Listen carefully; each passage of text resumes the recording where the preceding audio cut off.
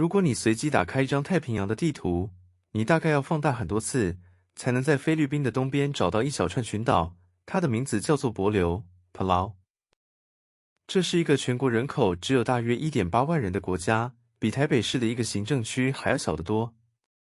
但是，如果你實際走在帛琉的街頭，或是闖進他們的醫院和農場，你會發現一個極度不尋常的現象：這個國家到處都是台灣人。從幫忙種無毒蔬菜的農業專家，到透過螢幕遠距看診的台北名醫，甚至是撐起當地經濟半邊天的潛水觀光客。為什麼一個相隔2000多公里的微型島國，會和台灣形成如此深度的共生關係？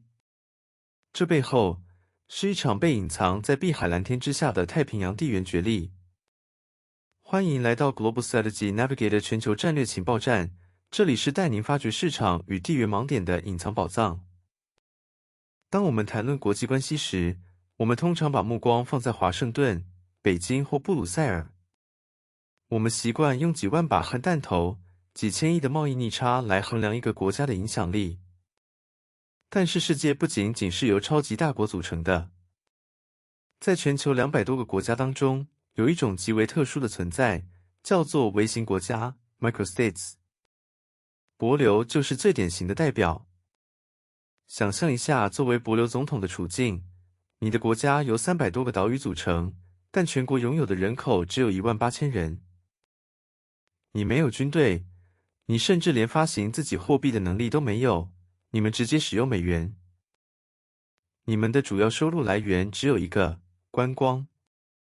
只要一場全球瘟疫，或是一個超級颱風，你們的國家經濟就會面臨崩潰。在這種極度脆弱的條件下，帛琉要如何在兇險的國際社會中生存？答案是，利用大國的恐懼，找到自己絕對不可被替代的戰略錨點。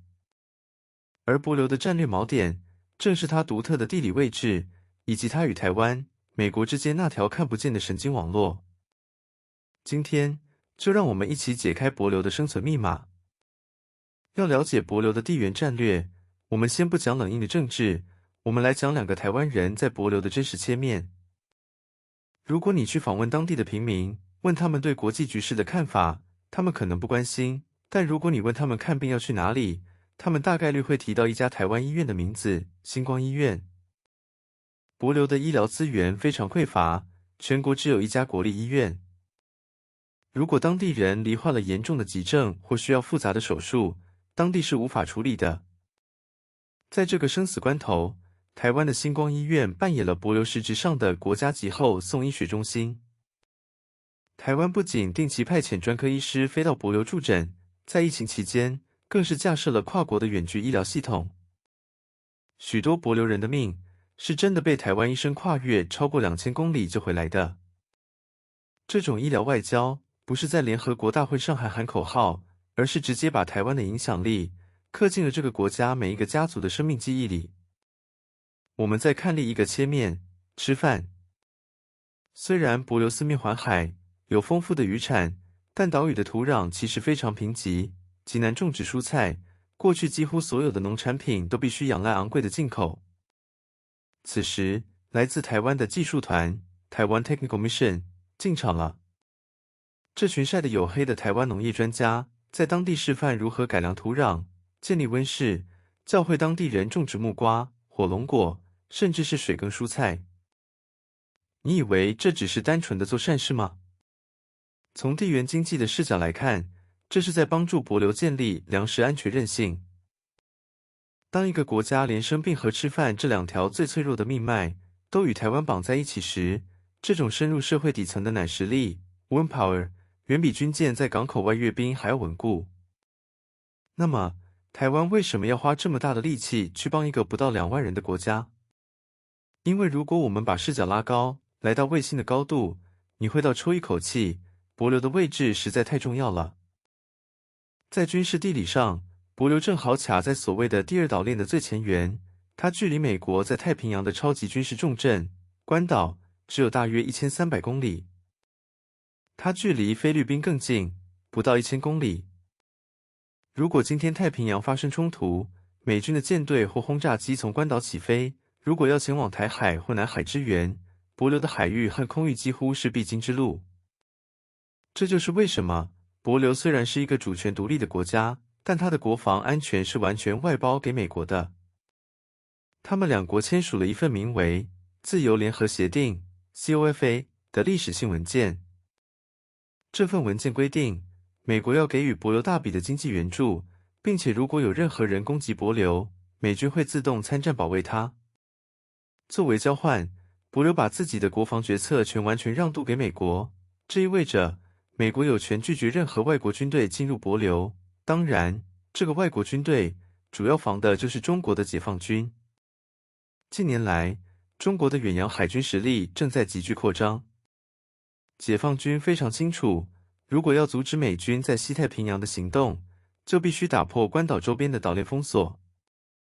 因此，中國開始在太平洋島國發動猛烈的支票部外交。從所羅門群島到吉里巴斯，中國用提供龐大的基礎建設資金，幫忙蓋橋鋪路建體育館作為籌碼，成功說服了這些國家與台灣斷交，並在當地建立起潛在的軍警據點。就在這裡，帛琉成為了美台聯防的最後一塊鐵板。中國曾經對帛琉祭出旅遊禁令這個殺手鐧。在2017年之前，中國觀光客佔了帛琉旅遊業的一半以上。為了逼迫帛琉放棄台灣，北京當局一聲令下，禁止旅行團前往帛琉。瞬間，帛琉的飯店空了，百業蕭條。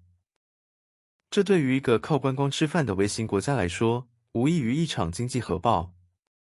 在這種窒息的壓力下，帛琉總統依然選擇了硬挺。為什麼敢挺？一方面是因為帛琉的政治精英非常清楚，如果過度依賴中國的單一觀光客來源，最終會失去國家的自主權。另一方面，正是因為背後有着強大的系統性支撐。在經濟面，除了台灣立刻加開直飛航班填補空缺外，日本與美國也開始增加對帛琉的直飛包機。這證明了這不只是單純的雙邊外交，而是台美日聯合保台與保帛的具體展現。而在軍事上，美國加碼了國防撥款，不僅修建能夠起降隱形戰機的機場跑道，更開始建設預計在2026年底前完工的戰術移動雷達 TACMOR 系統。這套系統能大幅提升美軍對整個菲律賓海域的空域感知。這不只是防禦，這是美軍直接安插在太平洋上的千里眼。當我們看着台灣的醫療團、農技團、美國的軍事工程人員，以及虎視眈眈的北京資本在太平洋上交織，我們到底看到了什麼？我們看到了一個1.8萬人的小國，展現出驚人的生存智慧。帛琉的哲學很簡單，在超級大國的博弈中，不要試圖保持虛假的絕對中立，因為沒有實力的中立只會被碾碎。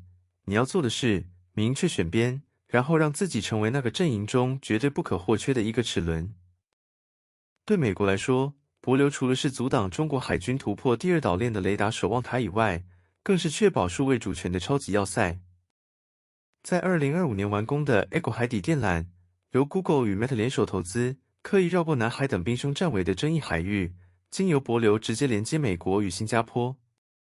這讓帛琉不僅是軍事哨所，更一舉變成了太平洋的數位轉運站。